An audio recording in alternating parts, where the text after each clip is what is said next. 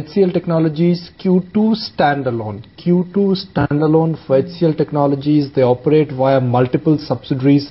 So never ever react to the first flash. You always look at the consolidated picture. Now just to mark the news, standalone numbers are 494 versus 397. Sequential growth is strong. The sequential growth is above 5% plus, but these are meaningless set of numbers. You certainly don't want to react to these numbers. Megha, let's move on with Tata Motors.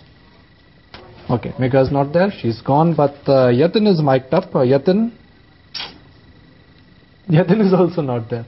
Okay, so HCL Technology numbers are out. 494 crore, standalone numbers 397. That is the PAT number. Tanveer, these are standalone numbers. Ideally, you should never react to these numbers. Yes, indeed, but we will still be watching out for the numbers very closely as they come out. Remember, as Nikunj pointed out, 12% quarter-on-quarter growth is what we see in revenues. We are looking at a net profit growth of about 9% quarter-on-quarter at 522 crores. We will, of course, be accounting for a forex loss in those numbers, as Sunita pointed out a little while back.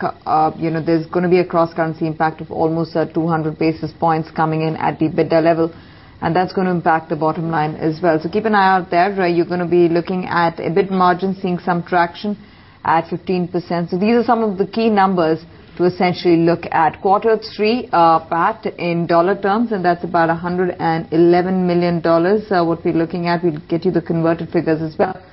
But optically, those numbers will just flash on your screens. Q2 PAT at $111 million so far. We're looking, of course, at a figure of 522 crores. The comparables will be out in just a second.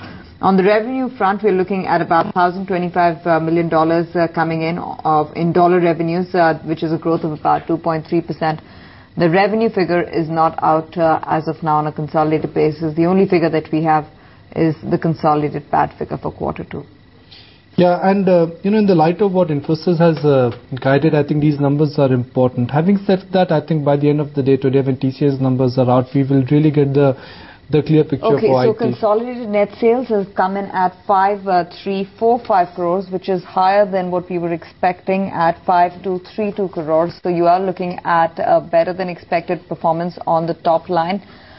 For Q2, you're looking at consolidated profit coming in at 572 crores versus about 522 crores. So on both fronts, the company has outperformed. The bottom line as well as the top line on a consolidated basis has been higher than what the street was expecting. We're still looking at the EBITDA figure for the quarter. Even in terms of dollar revenues, they've done about $1,021 million, which is higher than what we were expecting. So on all accounts, optically, the numbers are higher than what we were expecting. HCL Technologies there. You're looking at the EBITDA level performance as well. Remember, there's going to be a forex loss adjustment that we factored into our assumption.